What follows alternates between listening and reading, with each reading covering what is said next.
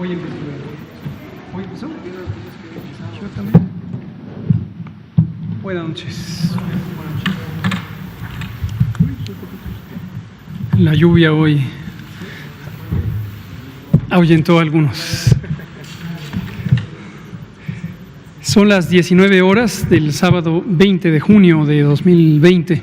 Estamos en el Palacio Nacional de México, en la Ciudad de México, y vamos a iniciar la conferencia de prensa diaria sobre COVID-19, la pandemia causada por el nuevo coronavirus SARS-CoV-2.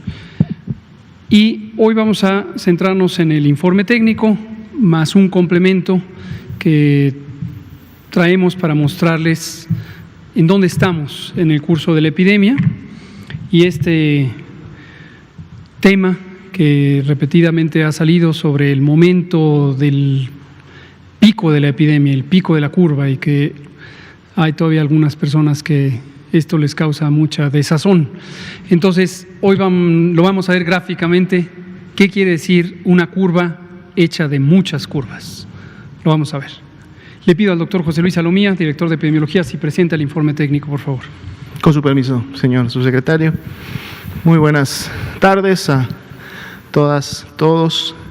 Estamos en el número 113 de las conferencias vespertinas y en el día ya 20 de la nueva normalidad, que como ustedes ya saben, pero siempre para recordárselo también a la población que nos escucha todos los días, pues la nueva normalidad está precisamente caracterizada por la aplicación del semáforo de riesgo COVID. Si vemos la siguiente diapositiva, vamos a ver el semáforo de riesgo COVID que está todavía vigente el día de hoy y el día de mañana. Recordemos que el semáforo que se presentó el día de ayer empieza en actividad y en vigencia el día lunes 22 todavía. Entonces, este semáforo es el que está vigente. Todavía son 16 las entidades federativas en rojo y 16 las que están en naranja. Y bueno, es importante repasar las actividades que están permitidas en cada uno de estos dos niveles de riesgo, sobre todo porque, bueno, mañana sabemos que es un día festivo, se puede en su momento prestar para que se activen las actividades familiares. Sin embargo, hay que hacerlo con toda la precaución, así como en su momento se hizo en el Día de la Madre. Pues bueno, mañana, el Día del Padre, se esperaría también que se tomaran todas las precauciones posibles, sobre todo en aquellos estados que están todavía en color rojo, que es el riesgo máximo y por lo tanto similar al que teníamos en la Jornada Nacional de Sana Distancia. Veamos la primera diapositiva con las acciones para poder tener la claridad de lo que podemos y no debemos hacer en cada uno de los niveles de riesgo. Para el caso de los hoteles, ya sabemos que en el máximo riesgo solo 25% de aforo, solo orientado a personal que está en actividades esenciales. En naranja este aforo puede subir a un 50% y además pueden ya abrir las áreas comunes de los hoteles también en un 50%. Lo que son restaurantes, cafeterías, pueden en semáforo naranja tener un aforo de 50% y eso debe de estar controlado precisamente para que al interior de estos lugares se pueda mantener la sana distancia, el espacio entre mesas, las medidas que deben de tomar tanto los meseros, los cocineros, los recepcionistas, todas las personas que están involucradas en el servicio a la clientela, lo deben hacer con todas las medidas de prevención y todas las medidas sanitarias. Mientras que en el semáforo rojo todavía se mantiene cerrado y por lo tanto solo hay servicio a domicilio, servicio para llevar o en el caso de los hoteles, servicio a la habitación. En el caso de peluquerías, barberías estéticas, en semáforo rojo igual, servicios a domicilio con protocolo sanitario. En el naranja pueden aperturar el local, pero con un aforo de solamente el 50%, y para poder lograr este aforo del 50%, la recomendación es que sea con citas para que puedan entonces espaciar los tiempos durante el periodo en el que están abiertos. En el caso de parques, plazas públicas, ya en el rojo se permitió un aforo del 25%, en naranja sube al 50%, pero la recomendación es que se utilice esta posibilidad para solo activación física con medidas de sana distancia, no para actividades familiares o de grupos o que lleven a congregar a un número importante de personas en este tipo de lugares que además son públicos. En el caso de los supermercados, desde rojo se tenía ya la posibilidad de un aforo al 50% para poder mantener la sana distancia al interior. En el naranja sube a un 75% y se mantiene en ambos colores la restricción de que ingrese solamente una persona por núcleo familiar.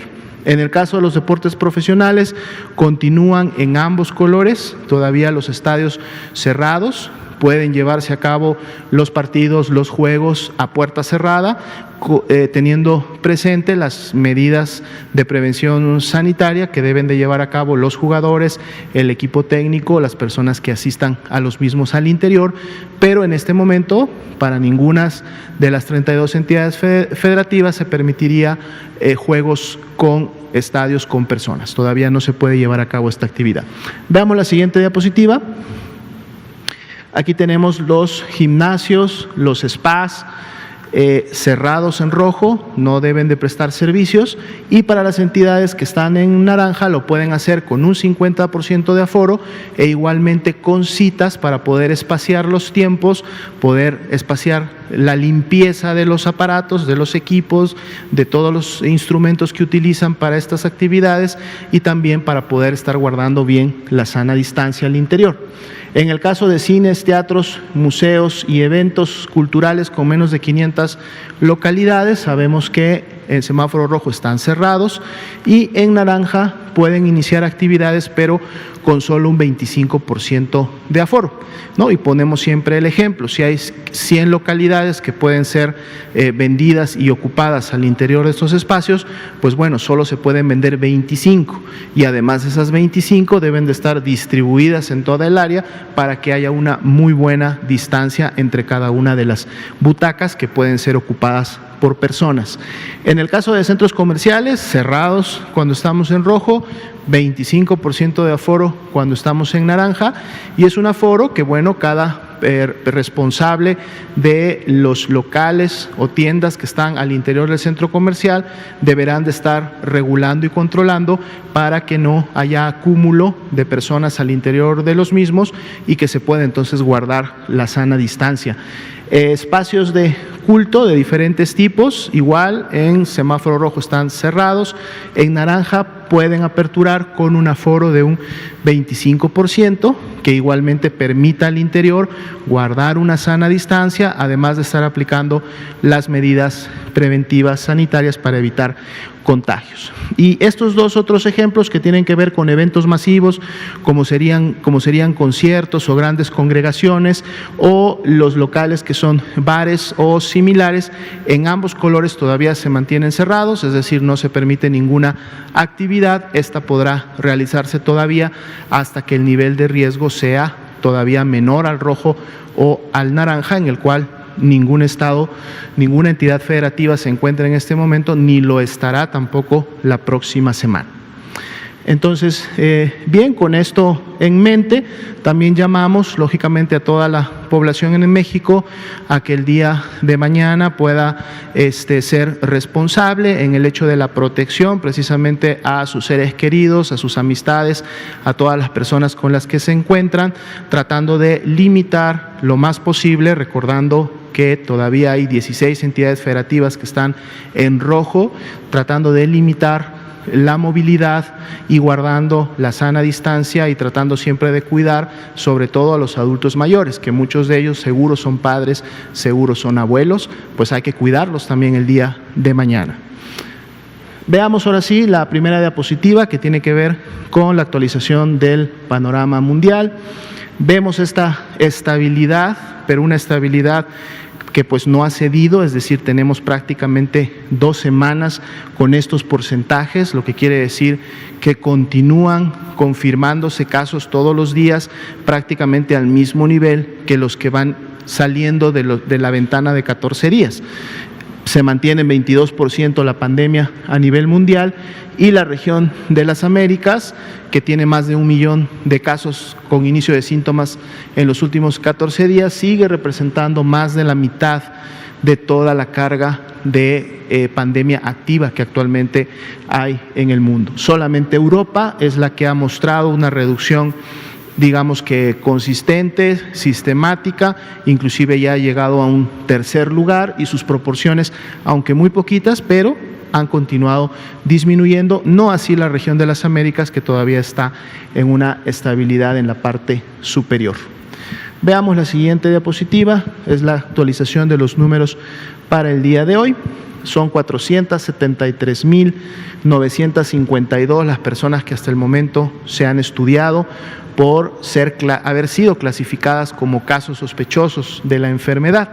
Sin embargo, de estas 238.129 dieron negativas a la prueba confirmatoria del virus, por lo tanto son casos descartados de COVID-19.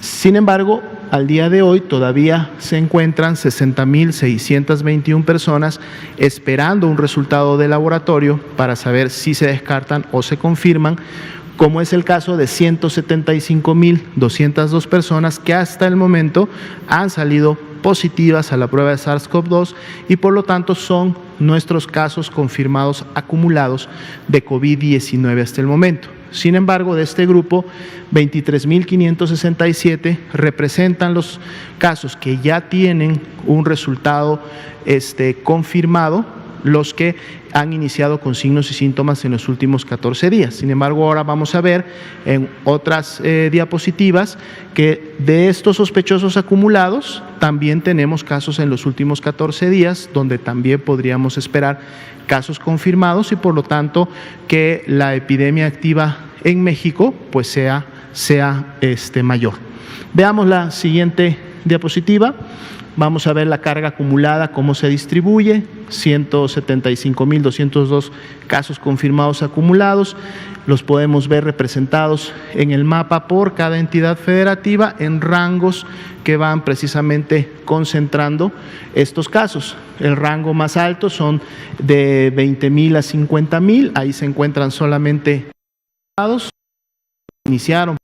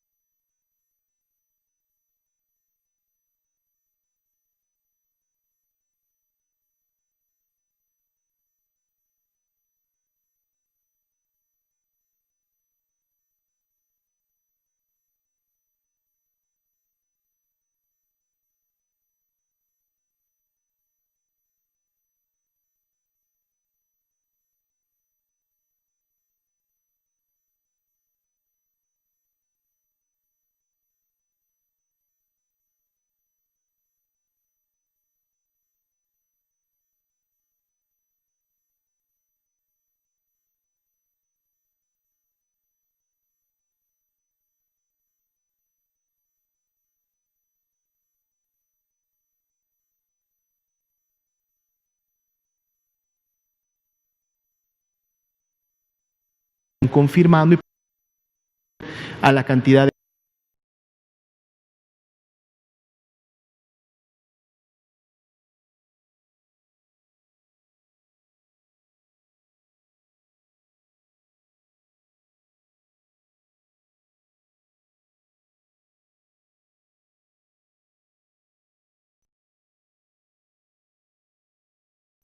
son sospechosos. Con esto podemos ver también qué entidades federativas estamos teniendo esta, digamos, carga de casos todavía sospechosos y que en su momento pudieran incrementar la afectación que están teniendo para cada una de ellas. Ahora vamos a ver una nueva diapositiva, que es la siguiente, que tiene que ver precisamente con estos 60.621 casos sospechosos, es decir, ahora vamos a ver cómo están distribuidos todos estos colores naranja claros que estaban en la parte superior de las barras. Bueno, ahora son solamente estos, o sea, los 60.621 distribuidos en las entidades federativas, pero además agregamos otro dato que son los colores para cada barra, es la institución a la cual pertenecen estos casos, es decir, la institución que clasificó como caso sospechoso, tomó una muestra y en este momento todavía está pendiente el resultado. En el color verde, el Instituto Mexicano del Seguro Social, en el rojo oscuro la Secretaría, en el azul el ISSSTE y en un color naranja claro otras o la suma de otras instituciones que pueden haber. Esto nos va a permitir también estar dando un seguimiento para ver cómo se va moviendo esta estadística en función de que las entidades federativas puedan empezar a emitir los resultados y empezar a abatir el rezago que pueden tener. Así también podemos ver directamente cuáles son las entidades federativas que concentran la mayor cantidad de casos aún sospechosos y que por lo tanto están pendientes todavía de una clasificación final. Veamos la siguiente diapositiva. Es nuestra curva de casos confirmados acumulada, 2.8% fue el incremento del día de hoy. Recordemos que estamos en fin de semana, sábados y domingos normalmente solemos ver una disminución, aunque fueron 4.717 los casos que se confirmaron en las últimas 24 horas, no que iniciaron síntomas o no que demandaron atención médica en las últimas 24 horas, sino que se confirmaron, es decir, que se emitió un resultado de laboratorio, para el total de 175.202 que tenemos hasta el momento. Pasemos ahora a ver el grupo de ocupación y disponibilidad hospitalaria. La tasa de notificación de ayer fue del 98%, recordando que este es un informe que corta todos los días a la medianoche y se presenta el día siguiente. 45% la ocupación de camas IRA general se mantiene similar, 39% la de camas con ventilador se mantiene similar, es decir, no hemos tenido variaciones importantes prácticamente ya en los últimos 10 días. Pero veamos cómo se distribuye esta ocupación y disponibilidad en cada una de las entidades federativas. La siguiente diapositiva nos muestra las camas de hospitalización general para pacientes COVID, pero con hospitalización general. Estado de México y Ciudad de México han estado también en estos últimos 10 días teniendo la mayor ocupación, pero de haber tenido hace una semana más o menos una disponibilidad de 20%, 22%, en la medida que ha pasado los días han incrementado ya esta disponibilidad, hoy es de 30 a 31 y prácticamente de ahí todos los demás estados tienen al menos 40 o más % de disponibilidad para este tipo de camas. Veamos ahora las de camas con ventilador para pacientes críticos. Aquí también se continúa, aunque de a pocos, pero se continúa incrementando la disponibilidad. Estado de México, Baja California y Tlaxcala con disponibilidades de 37, 39, 40%, y de ahí para adelante prácticamente pues todos los estados tienen más de un 40% todavía de disponibilidad, sobre todo de este tipo de camas que se destinan a los pacientes más graves que presentan las mayores complicaciones y que en su momento requieren de un ventilador mecánico para asistir su respiración, así como de un equipo especializado para poder atender sus complicaciones. Y en la última diapositiva de este grupo vamos a ver el número de unidades COVID que se integran. Para el día de hoy suman otras dos más, son 816 las unidades COVID que están brindando servicios, y vemos una tendencia pues claramente ascendente, que en la medida que la epidemia en México ha progresado y por lo mismo se han generado más casos graves, se ha tenido que incrementar la capacidad hospitalaria dirigida a casos sospechosos y confirmados de COVID, y esto se ve precisamente en esta lámina. El objetivo es siempre que las personas tengan disponible una cama para poder ser atendidas de la mejor manera posible. Sería la actualización para esta noche. Gracias, doctor Alomía. Yo quisiera ahora comentarles 4 gráficas para retomar esta idea de cómo se compone la curva epidémica de México. Hemos dicho en varias ocasiones que los países geográficamente extensos no tienen una sola curva epidémica, es decir, la epidemia no se presenta simultáneamente en todo el territorio nacional. La epidemia se presenta en cada sitio donde se agrega la población, en ciudades, en municipios, en estados, y en la medida en que existe distancia entre ciudades y ciudades, o entre municipios y municipios, o entre los estados, la epidemia no se propaga de manera uniforme en el territorio nacional. Por lo tanto, pensar en una sola curva epidémica, una sola representación de lo que ocurre con la epidemia en el país, es considerablemente inadecuado.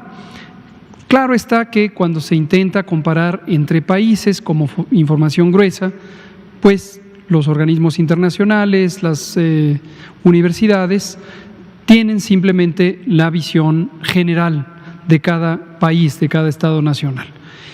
Y sobra decir, aunque lo hemos dicho también en varias ocasiones y con frecuencia se pierde de perspectiva, que comparar países que tienen tamaños poblacionales diferentes por el número de casos ocurridos es un despropósito, es completamente inadecuado en términos metodológicos. Evidentemente, países con mayor población al final van a tener mayor cantidad de casos, aun cuando pudieran tener menores intensidades de la epidemia.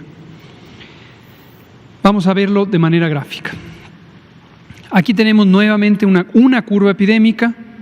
Volvemos a aquella pregunta que me hicieron una vez: ¿cuántas curvas epidémicas hay? Tantas como sea necesario para mostrar lo que ocurre en distintas partes del país en distintos tiempos. Esta curva es semejante a la que acaba de explicar el doctor Alomía, en la que ponemos en 2 colores, color rojo y un color amarillo, los casos confirmados y posteriormente los casos que aún permanecen sospechosos. Es más, para pronta referencia le pido si regresamos unas curvas atrás en la presentación, tenemos todavía tiempo, esta. Entonces, es esta misma curva. ¿Qué tenemos aquí? Tenemos la representación. Recuerden todas y todos, la curva epidémica es a lo largo del tiempo. Aquí está el tiempo, son fechas, conforme transcurre esta curva, esta gráfica hacia allá, son fechas más recientes. Hoy, 20 de junio, 15 de febrero, es el intervalo de tiempo en el que hemos estado observando esta epidemia. El pasado y el presente al final de la curva. Y en la altura que se ve por este eje es el número de un evento de interés. En este caso, para esta curva en concreto, es el número de casos confirmados en la sombra roja, aún sospechosos en la sombra amarilla. Una parte de estos que hoy 20 de junio están como aún sospechosos y que fueron sus síntomas iniciados en distintas fechas, la mayoría de estos aún sospechosos en los últimos 10 o 15 días, cambiarán a rojo en la medida en que aparezca el resultado de laboratorio, ese resultado sea cargado en los sistemas de información por parte de las unidades de salud operativas que están en las entidades federativas y que son responsabilidad de los sistemas estatales de salud, el vigilar que se cumpla en tiempo y forma esa notificación.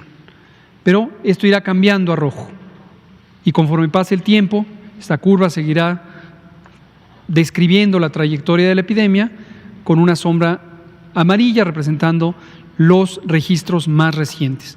Y hemos dicho muchas veces, ha sido motivo de conversación, que algunos, afortunadamente no la mayoría, pero ciertamente varios de los casos de semanas atrás, vean ustedes, es 3 de mayo, y todavía tenemos aquí algunos que no han sido confirmados, permanecen como sospechosos. No es agradable eso, no es deseable, porque habla de una cumplimiento de las normas de vigilancia epidemiológica no adecuado. Pero tenemos la representación general de lo que ocurre en esta curva. Lo que hemos visto a lo largo del tiempo, a lo largo de toda esta epidemia, es que a pesar de que aparezcan estas confirmaciones tardías, cuando aparecen no cambian sustantivamente la forma de esta curva. Y hemos dicho varias veces, lo acabamos de enfatizar el viernes, que no es propósito de la vigilancia epidemiológica contabilizar todos y cada uno de los casos. Esa no es la meta principal, porque la meta principal en un fenómeno que es tan extenso, masivo, técnicamente le llamamos inconmensurable, no se puede medir, la meta es identificar patrones de ocurrencia, cómo cambia la epidemia en el tiempo, cómo se dispersa en el territorio, a qué poblaciones afecta, qué necesidades de servicios de salud existen, cómo se usan los hospitales, si aún queda reserva suficiente de camas, de personal, de insumos para atender a los pacientes, etcétera, etcétera, etcétera. Y ahora que vamos a entrar en una fase de acercamiento comunitario, cuando ha terminado el primer bloque de las medidas nacionales de mitigación, cuando ha terminado la jornada de sana distancia y ahora de manera focalizada en las entidades federativas está ocurriendo el distanciamiento físico de la población con el propósito de disminuir los contagios, vamos a estar agregando acciones comunitarias. En varios sistemas estatales de salud esto ya ocurre y el caso más reciente y consideramos el más impactante por la dimensión del programa es el que ya empezó en la Ciudad de México, que incluirá varias intervenciones de detección temprana en la comunidad y de atención temprana en la comunidad. Regresando a la representación de la epidemia, este patrón de crecimiento es el que ha mantenido esta curva epidémica desde su inicio, el 28 de febrero, cuando tuvimos el primer caso, ya dijimos no se ve porque es una línea muy pequeña, y cuando llegamos al punto de inflexión que ocurrió en la mitad de marzo y posteriormente implantamos las medidas de mitigación comunitaria y en vez de tener una curva que subiera en esta velocidad, cosa que hemos mostrado varias veces, tenemos una curva que sube lentamente y que no ha dejado de subir, Vámonos ahora, recuerden por favor esta gráfica y vamos ahora a la gráfica que estábamos comentando. Es la misma información, son los casos confirmados por fecha de inicio de los síntomas, que sería la sombra roja de la curva que estábamos viendo, más un porcentaje de los casos aún sospechosos que, de acuerdo al porcentaje de positividad, sabemos que resultarán confirmados. Es decir, aunque hoy, 20 de junio, algunos de ellos, la sombra amarilla en la gráfica anterior, todavía no aparecen como confirmados, monitoreamos el porcentaje de positividad y lo presentamos cada viernes, lo acabamos de presentar este viernes. Está alrededor de 43%. Entonces, esa sombra amarilla, el 43% en promedio de esa sombra amarilla, pero lo calculamos semana por semana, porque varía un poco el porcentaje, se ha incorporado aquí a esta suma de casos. Es esta zona, 40% de lo que había.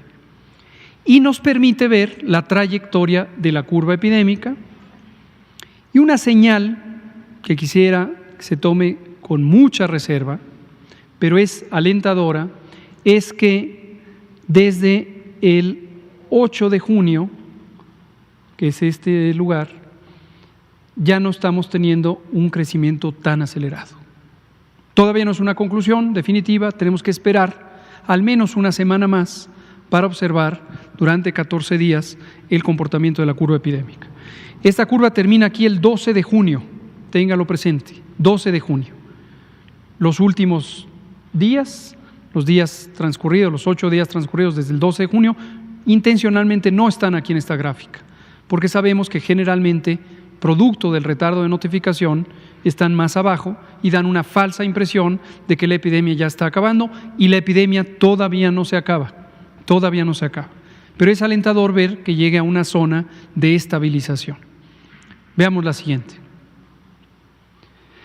Es la misma gráfica, pero ahora en forma de línea, para visualizar de manera más clara y más elocuente. Aquí sí se ve el primer caso del 28 de febrero, de hecho está anotado la noche del 27, porque es cuando se presentó como caso sospechoso, aunque se confirmó en la madrugada del 28. Y vean ustedes, es la misma trayectoria, sube, y ha llegado a esta parte. Todavía no quisiéramos pensar en el descenso, es muy temprano para sospechar que esto es un descenso, pero por lo menos es una zona en donde por más de 12 días está estable la curva. Podría ser ya este momento que hemos venido diciendo desde hace mucho tiempo, desde febrero, donde hablamos que llegaríamos a un punto intermedio en la trayectoria de la epidemia, en donde llegaríamos a una zona máxima. Veamos la siguiente. Curva de curvas. ¿Por qué el pico? Nos prometieron que el pico era el 8 de mayo y ahora no es el 8, sino es el 7 y ahora estamos en junio. Y existe esta idea incluso que algunas personas ya se lo toman a broma, lo cual me parece que, aunque puede ser un relajamiento del estado de ánimo, pues refleja, en fin, de que se visualiza como si estuviéramos en la cordillera del Himalaya. Efectivamente, si pensáramos en una metáfora de que estos son montañas, así se comporta una epidemia en un país geográficamente extenso. Si alguna vez tienen la ocasión de ver la curva correspondiente de Estados Unidos o de Canadá o de Rusia o de la India y vieran las curvas por ciudad en cualquiera de estos países geográficamente extensos, o en Brasil, la van a ver igual, una curva formada por múltiples curvas. Esta primera es para todo el país y son las proyecciones, no son datos observados, son las proyecciones que hemos presentado aquí múltiples veces, que se hacen con cierta modalidad de los modelos matemáticos. Y esta es la proyección para la Ciudad de México, esta es la proyección para el Estado de México, exactamente, que es la siguiente en magnitud. Aquí está la de Nuevo León, por ejemplo, esta que está en color rosa pálido, y así sucesivamente. Esta es la de Jalisco, en rojo. ¿Se acuerdan que hemos dicho que estas podrían llegar a proyectarse hasta septiembre o incluso octubre? Son las dos últimas, de acuerdo a la proyección. Cada una de esas curvas tiene su momento cumbre, su pico, su cresta. Aquí está esta cresta, aquí está esta cresta, aquí está esta cresta de las proyecciones. ¿Qué pasaría si estas curvas, cada una de ellas tiene su propia dinámica? Vean ustedes, algunas son más agudas, otras son muy planas y muy largas, otras son intermedias. Cada una tiene su propia dinámica y esto depende de muchos factores, tanto la densidad poblacional, el tamaño poblacional, el apego a las medidas de distanciamiento físico. Todos estos son factores importantes para configurar la curva. Estas son las predicciones o proyecciones, por eso se ven tan regulares, ¿sí? ¿Qué pasaría si estas mismas curvas las superpusiéramos una sobre otra. Aquí cada una de estas curvas, el cero está aquí abajo y la altura neta de cada curva es esta, la que muestra. Enseguida las vamos a superponer. Veamos la siguiente. Así. Ahora es una gráfica en la que se ve como si fueran estratos, como si fueran capas. Simula un poco, si se quiere seguir usando analogías geológicas, a los estratos de un corte de una muestra del suelo. Y entonces tenemos la contribución que va teniendo cada curva de cada estado a una curva general del país. Y podríamos pensar que esta es la curva general del país, en la medida en que se están agregando las diferentes curvas. Estas dos son las predicciones, las proyecciones. Y ya hemos comentado, para quien está ya empezando a anticiparse de que, pero las proyecciones se quedaron cortas, sí, efectivamente, lo dijimos el lunes pasado, lo hemos estado comentando, la realidad de la epidemia en cada entidad federativa se ha comportado de manera distinta. En algunos estados que ha habido un buen apego a las medidas de mitigación, se ha empezado a descender la epidemia. En otras no ocurrió. En otras, como la Ciudad de México, lo que vemos es el efecto de esta vecindad que comparte con el Estado de México en una zona metropolitana muy compleja en la que confluyen personas que vienen también de fuera de esta zona metropolitana a recibir atención, porque aquí está la mayor cantidad de hospitales con capacidad resolutiva en la zona metropolitana del Valle de México. Estas dos son las proyecciones. Veamos ahora lo que hasta la fecha actual, noten que aquí la fecha se extiende hasta agosto, el 30 de agosto. Entonces es una predicción, pero todavía no estamos en el 30 de agosto. Estamos en el 20 de junio, aquí. Veamos lo que ha ocurrido en la realidad hasta el 20 de junio. La siguiente. Esto. Y volvemos a la curva inicial, recuerden, aquí estamos el 27 de febrero, cuando empezó la epidemia, y cómo se van comportando las curvas. En esta primera imagen no están superpuestas, cada curva tiene su propia altura. La rosa, más grande, es la de la Ciudad de México, la azul es la del Estado de México, y luego otras posteriores que no se alcanzan a ver porque se tapan unas con otras. En este momento la de la Ciudad de México ya encuentra un punto de estabilidad, al tiempo que la del Estado de México sigue creciendo. Y esta del Estado de México tiene dos componentes, el Valle de México y el Valle de Toluca. Aunque en el Valle de México la suma de lo que ocurre en la Ciudad de México con los municipios conurbados del Estado de México ya es de estabilización, que se ha prolongado ya por muchos días, en el Valle de Toluca están en ascenso. Y en otros municipios del Estado de México también están en ascenso. Por eso el Estado de México está en rojo y también la Ciudad de México esta semana se quedó en rojo. La siguiente, superpongámoslas ahora como si fueran capas geológicas. Aquí están. ¿Dónde está la Ciudad de México?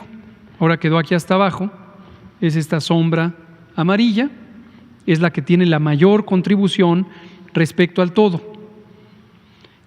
Seguida del Estado de México es esta sombra gris, también tiene la segunda mayor contribución respecto al todo. Y como pueden notar, el borde de esta curva es exactamente, si me la pasa de regreso, la primera, para que todos la vean, hasta el principio de cuando me paré, esta. Es este mismo borde, es este mismo borde. Entonces esta curva, que es la que estamos presentando como información nacional, se compone de las distintas curvas epidémicas de cada entidad federativa. Entonces, ¿por qué decimos todo esto? Porque es importante retomar algunos mensajes. Primero, la curva epidémica del país está compuesta de múltiples curvas. ¿Eso tiene alguna importancia para la población o es solo una curiosidad tiene una importancia. En la medida en que usted vive en una entidad federativa, en un estado específico y en una ciudad o municipio específico, usted debe conocer cuál es la situación que está en el lugar donde vive. Para eso sirve el semáforo. El semáforo COVID lo que nos permite es decir, en su estado la epidemia está todavía muy activa y está en rojo, porque además la capacidad de hospitalización en caso de que alguien enferme en un sitio donde usted vive está todavía limitada, porque hay mucha gente hospitalizada todavía. O ya pasó a naranja. Hay ciertos elementos que hacen pensar que ya se está hospitalizando menos gente, o al menos a menor velocidad. Día con día hay menos personas que se están hospitalizando, o aparecen menos casos día con día, o hay una buena reserva de hospitalización en el sitio donde vive. Posteriormente vendrá el color amarillo, que no menciono por hoy, y el verde, que ninguna entidad federativa tiene. Aquí aprovecho para mencionar, nos pareció muy apropiado por parte del Gobierno de la Ciudad de México que, atendiendo a los criterios científicos, a los criterios técnicos y ninguno otro, haya tomado la decisión de que nos manteníamos en el semáforo rojo durante una semana más, aunque, como dice la doctora Sheinbaum, jefa de gobierno de la Ciudad de México, estamos en una fase de preparación para las siguientes etapas que puedan venir, pero nos mantenemos en el semáforo rojo. Me parece muy, muy apropiado esa decisión de la jefa de gobierno de la Ciudad de México. Y lo mismo de los demás gobiernos estatales. Ahora, lo segundo que quisiera retomar de implicaciones sobre esta información.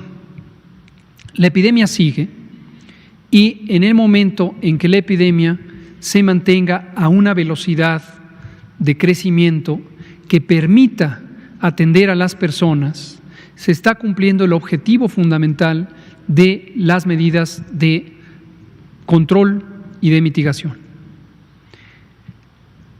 Comparto el sentimiento de todas las personas que viven en el país y que les resulta angustiante, exasperante, desesperante que pasen los días y sigamos en una epidemia.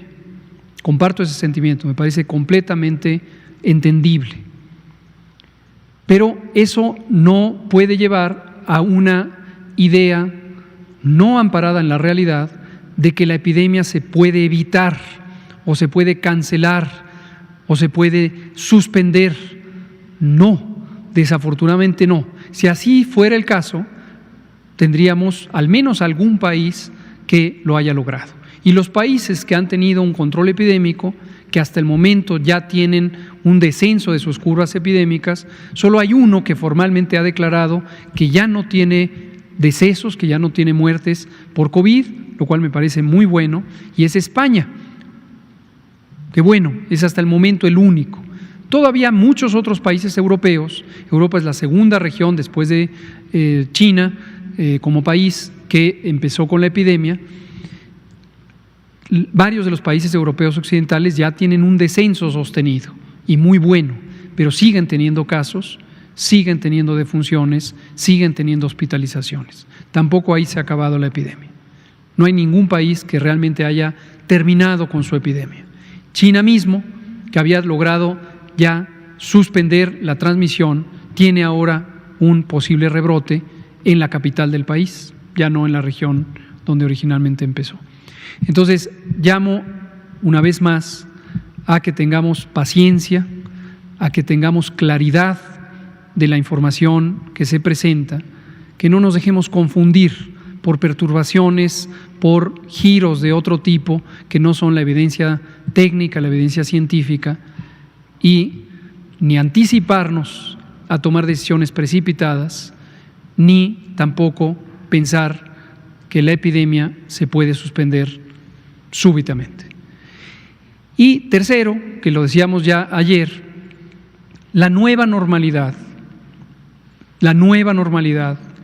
se le hemos planteado como nueva, no solo en México, en otros países se habla también de nueva normalidad, porque interesa que la sociedad en su conjunto se incorpore a la idea de que vamos a vivir con este virus por muchos meses, posiblemente años,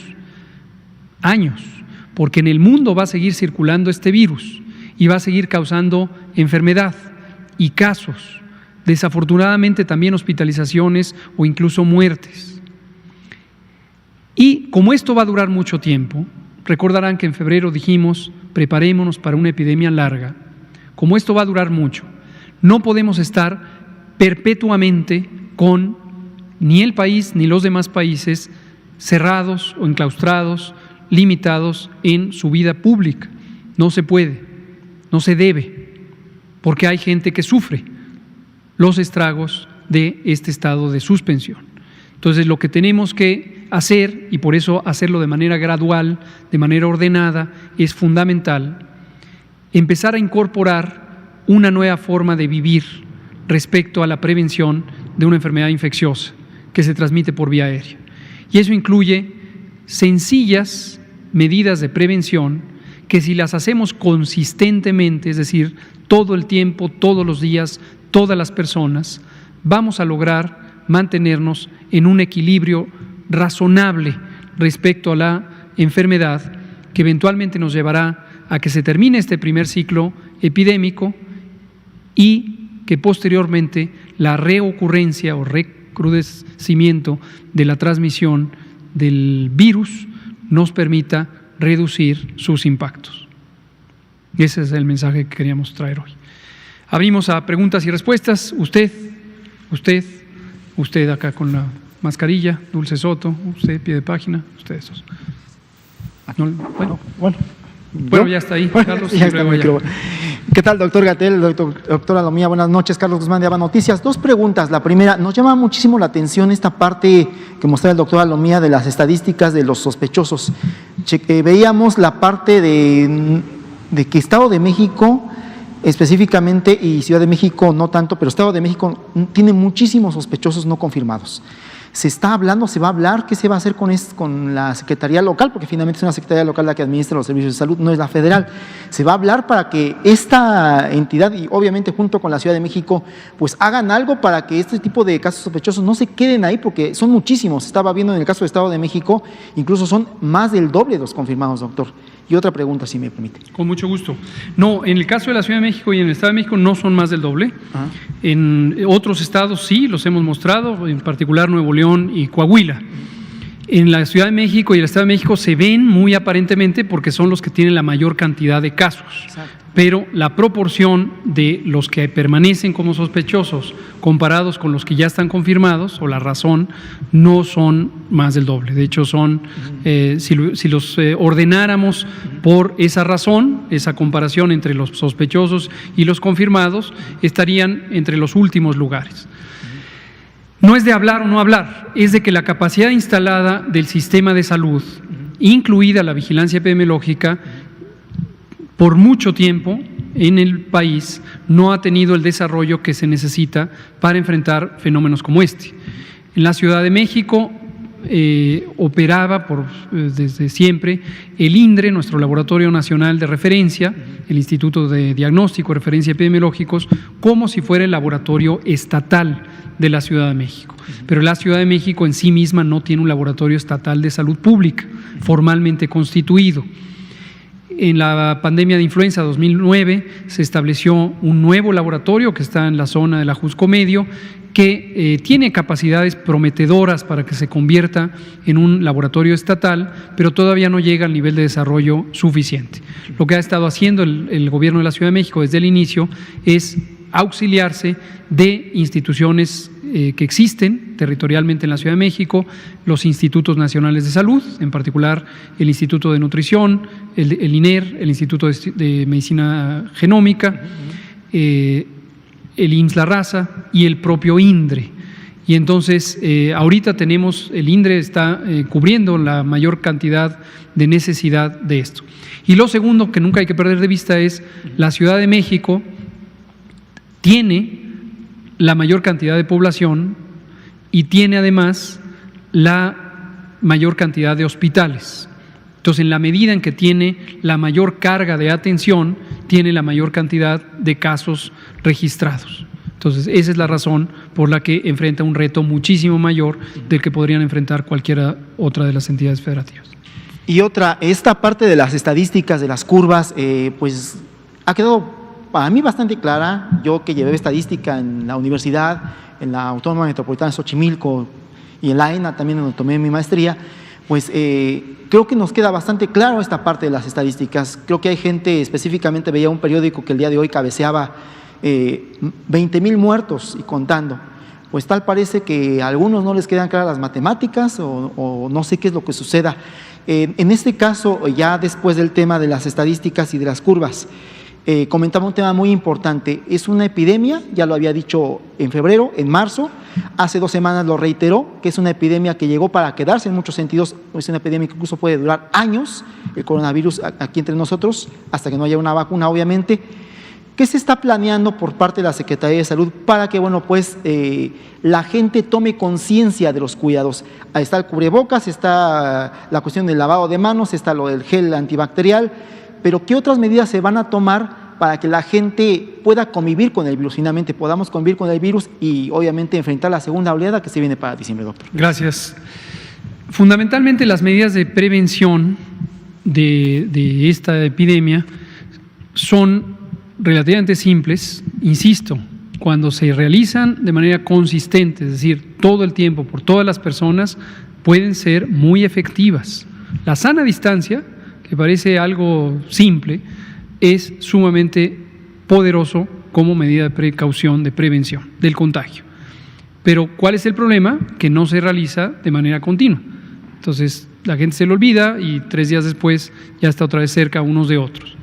El cubrebocas, del que hemos hablado repetidamente, tiene utilidad, particularmente cuando se usa de manera consistente en espacios públicos cerrados en los que no se puede conservar la sana distancia. Y reiteramos una y otra vez, no es una medida suficientemente efectiva para proteger al individuo sano de recibir los virus, porque si los ojos quedan descubiertos o si se toca la cara a lo largo del día con manos potencialmente contaminadas, se va a contagiar. Pero durante trayectos cortos, por ejemplo en el transporte público, puede ser una medida auxiliar de alta utilidad para evitar que la persona enferma proyecte los virus. Para que la persona enferma es una barrera para que evite que proyecte los virus. Y el lavado de manos también es crucial porque las manos son un mecanismo bastante eficiente de transmisión de este virus, de otros virus y de otros organismos infecciosos. Ahora, los programas comunitarios, estos que han arrancado en algunos estados, destacadamente la Ciudad de México, con quien estamos teniendo una cercanía muy grande en la operación y la planeación de este programa, está haciendo este mecanismo de detección temprana de personas en riesgo. Pero reitero aquí un asunto, nos sigue preocupando que las personas lleguen demasiado tarde a los hospitales, se esperan, tienen los síntomas de COVID y no van a los hospitales. Las razones son múltiples y yo considero que todas son legítimas, pero invitamos a la población, invitamos a los familiares de las personas que pudieran enfermar de COVID, que en el momento en que presenten fiebre, tos, dolor de cabeza, dolor de cuerpo, dolor de garganta y otros síntomas que hemos dicho, consideren que si se trata de una persona mayor de 60 años que tiene enfermedades crónicas o incluso que es familiar en rama directa de personas con diabetes o hipertensión o tiene obesidad o sobrepeso, cosa que ocurre en 3/4 partes de la población mexicana, no se esperen y vayan a evaluarse o lleven al familiar a evaluarse para detectar tempranamente si existe una evolución apropiada o no de la enfermedad. Muchas gracias. Le damos la palabra al compañero, por favor. Nos quedan solo 5 minutos, quizá hoy vamos a tener poco. Buenas tardes, Rivelino Rueda del portal digital reversos.mx. 2 preguntas para el doctor Gatell. Pruebas. Desde marzo está la insistencia de un grupo, de un sector de pruebas. Llegamos al 8 de mayo y se vinieron estas publicaciones de los medios internacionales. Usted saca un video y habla, el 8 de mayo, sí recuerda, ¿no? Saca un video en la tarde, lo sube a redes sociales y habla sobre grupos que están interesados y se ve claramente una sincronización de estas publicaciones. Estamos a 20 de junio y sigue la insistencia de pruebas, pruebas, pruebas, pruebas. Mi pregunta es, en aras de la transparencia, en aras de la salud de la República, en aras de las buenas prácticas, ¿quiénes son estos grupos? Lo comentó hace 2 semanas que también eran grupos oligárquicos. ¿Quiénes son estos grupos oligárquicos con nombres y apellidos? ¿Y quiénes son estos grupos políticos? Porque seguramente hay grupos políticos detrás de esto, expresidentes, grupos de sexenios anteriores. Me gustaría que me respondiera primero esa pregunta y la otra es dirigida al doctor Alomía. Cómo no, con mucho gusto, a ver si nos da tiempo, porque queda poco tiempo, pero trataré de ser sintético. No conozco yo personalmente estos grupos, no podría decir nombres, fulano de tal, ex funcionario de esto, perengano de tal, empresario de este grupo industrial que está en tal lugar del país. Lo que vemos cuando nos referimos a grupos de interés es que apreciamos como el argumento construido que trata de persuadir al gobierno, al decírselo explícitamente, o, bueno, tampoco se lo dicen explícitamente, lo dicen indirectamente, a través de ciertos periódicos nacionales, ciertos medios de comunicación electrónica, en televisión, en radio, ciertas redes sociales, ciertos columnistas, cuyas agendas característicamente están alineadas a ciertos intereses de los intermediarios de la comercialización de fármacos y equipos médicos, de ciertos grupos empresariales. Entonces, por eso decimos, hay grupos de interés, en la medida en que vemos consistentemente agrupadas las opiniones, a veces parecieran sincrónicas efectivamente. Empieza una columnista o columnista, hombre, en un periódico de circulación nacional y saca un tema. Y al poquito tiempo hay 2 o 3 columnas semejantes. Luego hay unas que parece como que es un guión calcado, sobre todo las que son más dedicadas a querer desprestigiar la acción técnica de este gobierno, ¿no? En este tema a veces ocurren otros, en energía, en política fiscal, en economía, ¿no?